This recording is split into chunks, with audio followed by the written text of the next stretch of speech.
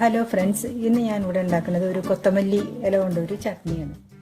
അപ്പോൾ അതിന് വേണ്ടിയിട്ടുള്ള ഇൻഗ്രീഡിയൻസ്: കൊത്തമല്ലിയുടെ ഇല, ഉള്ളി, ഒരു കഷ്ണം ഇഞ്ചി, ഒരു പച്ചമുളക്, ഒരു കഷ്ണം ഉള്ളി, ഒരു ടേബിൾ സ്പൂൺ നാളികേരം, ഒരു ടേബിൾ സ്പൂൺ വിനീഗർ, കടുക്, മുളക്, കറിവേപ്പില, പിന്നെ വെള്ളം. ഇത് ആപ്പിൾ സിഡർ വിനേഗറാണ് ഞാൻ ഉപയോഗിച്ചിരിക്കുന്നത്. Coconut oil. കൊത്തമല്ലിയുടെ ഇല നല്ലപോലെ ഉപ്പ് വെള്ളത്തിൽ കുറച്ച് നേരം ഇട്ട് വെച്ചിട്ട് നല്ലപോലെ കഴുകി വൃത്തിയാക്കി എടുത്താണ്. 2-3 പ്രാവശ്യം കഴുകി വൃത്തിയാക്കി എടുത്താണ്. അതിൻ്റെ വലിയ വലിയ തണ്ടുകളെല്ലാം മുറിച്ച് കളഞ്ഞ് ഇല അങ്ങനെ നുള്ളിയെടുത്തതാണ്. ഈ കൊത്തമല്ലിയുടെ ഇലയ്ക്ക് നല്ല മെഡിസിനൽ വാല്യൂസ് ഉണ്ട്. ഇതിൽ ധാരാളം അയൺ കണ്ടൻ്റ് ഉണ്ട്, ഫൈബർ ഉണ്ട്, മെഗ്നീഷ്യം ഉണ്ട്, മാംഗനീസ് ഉണ്ട്, പിന്നെ കൊളസ്ട്രോള്, BP, ഷുഗറൊക്കെ കുറയ്ക്കാനുള്ള കഴിവുണ്ട്. ഇനി നമുക്കിത് എങ്ങനെയാണ് ചട്നിയാക്കാൻ നോക്കാം.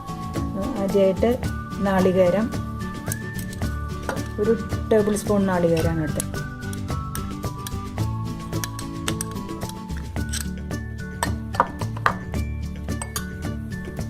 ഒരു പച്ചമുളക്, ഒരു കഷ്ണം ഇഞ്ചി, ഒരു കഷ്ണം ഉള്ളി, പാകത്തിന് ഉപ്പ്.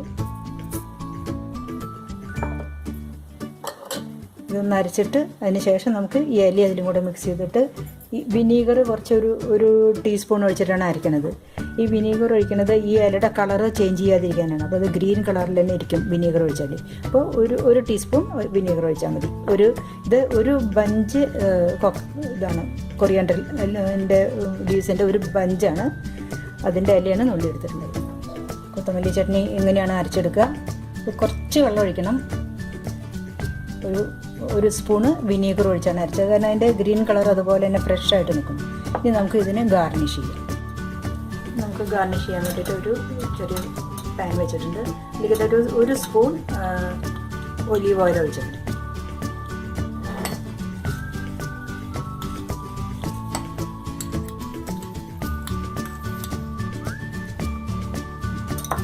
എണ്ണ ഒഴിച്ചു. അതിലേക്ക് നമ്മൾ ഒരു 1/2 സ്പൂൺ കടുക് ഇട്ടു.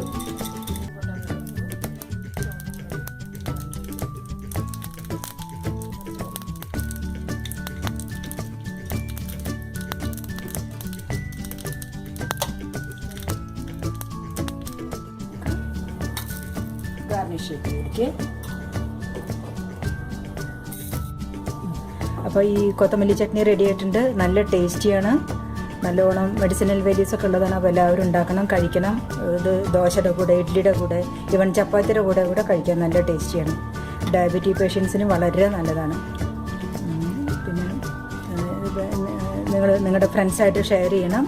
പിന്നെ താഴത്ത് കാണുന്ന റെഡ് കളറിലുള്ള സബ്സ്ക്രൈബ് ബട്ടൺ പ്രസ് ചെയ്യണം. എന്നാൽ നിങ്ങൾക്ക് ഞാനിടുന്ന അടുത്ത വീഡിയോസും പെട്ടെന്ന് കിട്ടും. Thank you all.